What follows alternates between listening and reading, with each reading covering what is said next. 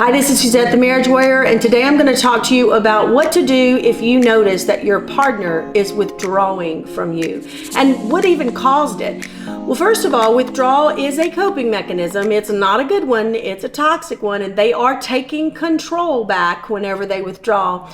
But sometimes they're withdrawing because it's too chaotic and they cannot handle the conflict, so they withdraw to figure things out, kind of separate the vegetables in their brain and figure out how to proceed from there. Now, for it not to feel like a control mechanism, they need to really take a time out and kind of give you some explanation of how much time they need, what's going on for them, how you offended them, etc.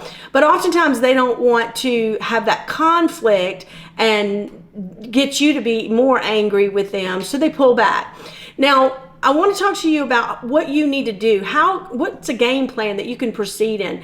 Well, first of all, if you notice they're doing that, you need to call them to the table and say, hey, when you do this, you're taking a lot of control and you're just ignoring me, and you might ignore me for 5 days, and this is how it makes me feel when you do that, and it's not a fair fight when you do that, so that they can have some idea that there's two people here, because a lot of times they pull back because they're in pain, or they don't want rejection, or they feel inadequate. A lot of different things happens when someone's withdrawing interpersonally.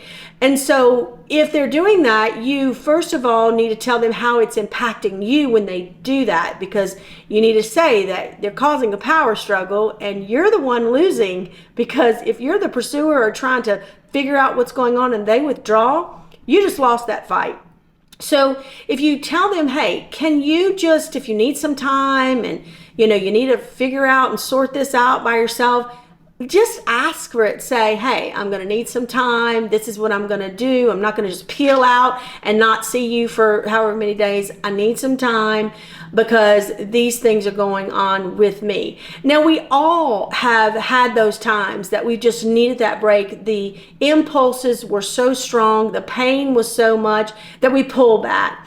But if it's a constant pattern of them never coming to you to try to talk through things and say, hey, let's talk, we got to talk, and it's just a constant pullback, then that's a coping mechanism in them that's totally self-protective, and it's unfair in the fight. So if you call them to the table and give them some instructions on what you need in the timeout, they need to tell you how long it's going to last, where they're going to go, etc., then that's fine. Now, sometimes the withdrawal occurs because they have tried and tried and tried again to get you to talk through something and you have refused. Or when you're trying to talk to them, you gaslight them, or you blame shift them, or you victimize yourself, whatever. In other words, you're so unreasonable that any effort that they make to talk to you means that they're going to get shut down anyway. So they go inside their corner and the fury inside of them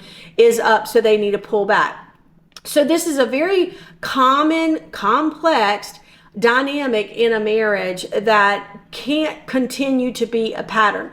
What you have to do in a relationship that's intimate and vulnerable like marriage is you have to come to the table. Both of you have to come and talk about how you see the issue, how it's affecting you, what are your emotions during that issue. And then whenever you can talk through those emotions, then you're learning how to locate the other partner.